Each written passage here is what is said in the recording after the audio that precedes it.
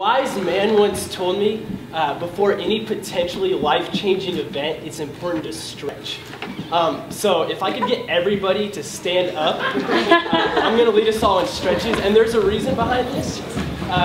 First, stretching, chemically, it releases chemicals that allow your brain to think larger, and if you don't believe that, at least symbolically, you'll expand your mind through the expanding muscles. So I'm just going to lead us real quick. First, we're going to go right in, right arm across the chest. We're just going to count to 6. So 1, 2, 3, 4, 5, 6. And switch it up. Yep.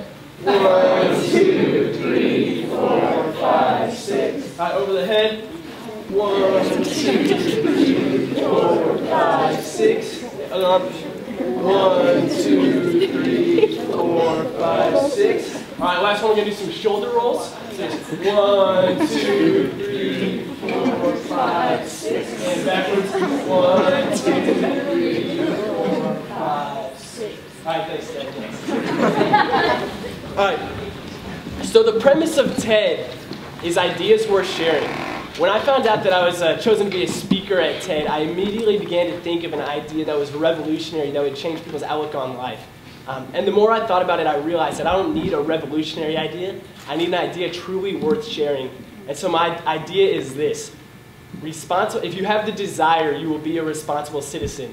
And responsible citizenship is this: taking action to enhance another person's life. So my goal now is to empower us all to act as responsible citizens through spoken word. And it goes like this. There are 3 things which every person in this room has that allow us to be responsible citizens. The first is ability. Each of us has the ability to be a difference maker, a life changer. There is no action too small. We can do what... There are 3 things which every person in this room has that allow us to be a responsible citizen. The first is ability. Each of us has the ability to be a difference maker, a life changer. It comes in the form of Rachel... Guys, I'm really nervous. I'm sorry.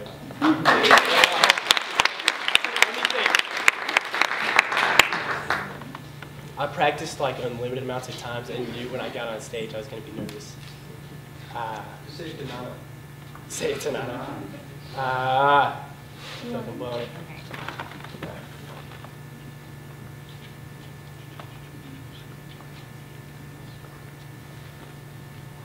I'm going to start. We're going to see where it goes. Right. There are 3 things which every person in this room has that allow them to be a responsible citizen. The first is ability.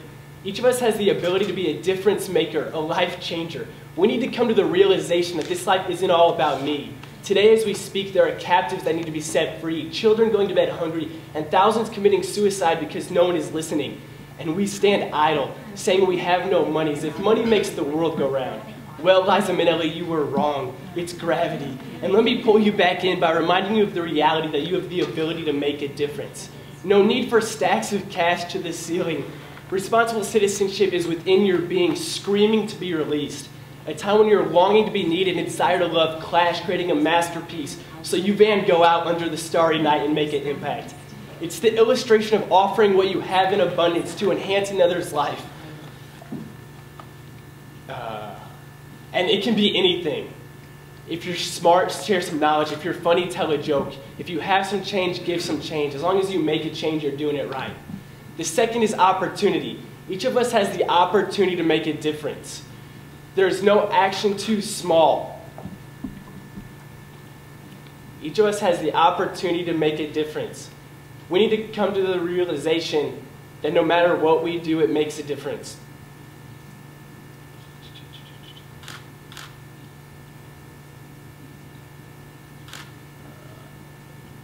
There's no action that's minimal. It's giving up your seat in the terminal to the elderly lady whose knees are shaky. It takes a second. A moment in time when your lives are intertwined and you enhance the life with the simple act of standing up. It's smiling to the janitor on your way out the door, because even 4 smiles produce happiness. It takes an instant and 16 to 27 facial muscles depending on your source. It's carrying groceries to the van for the now single mom, holding a folded American flag in one arm and a baby in the other. It takes a minute.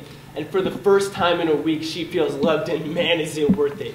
So stand up, smile, carry groceries and more. Don't miss the opportunity set before you to make a difference. The third is responsibility. As humans, positively impacting others' lives with our actions is our responsibility. It's the bare necessity. And it comes in the form of Rachel on the street corner. Flip-flop on one foot, stained cast on the other. As you approach, she looks at you. You think you know what she wants, a couple of bucks, so you avert your gaze as if eye contact is an STD. But you were wrong. Yeah, she's poor and hungry, but Rachel would give up a winning lottery ticket and a steak dinner to be noticed. She feels less than human because no one can take a minute to share a minute, to sit down, listen to her story, and tell her yours, restore her dignity. Cast away the feeling of invisibility only remedied by acknowledgement.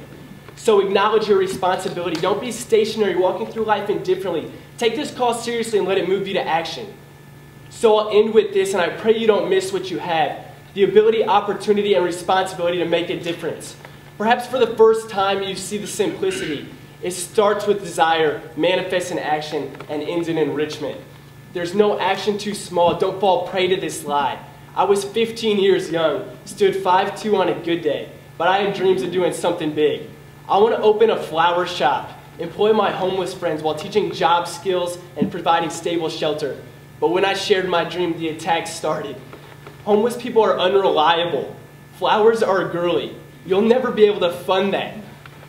They once told me, you're too little, Frodo in the Shire. So I stood tall like Frodo, looked him in the eye and called him a liar. I said, I can make a difference. I vow to make a difference. Put a ring on.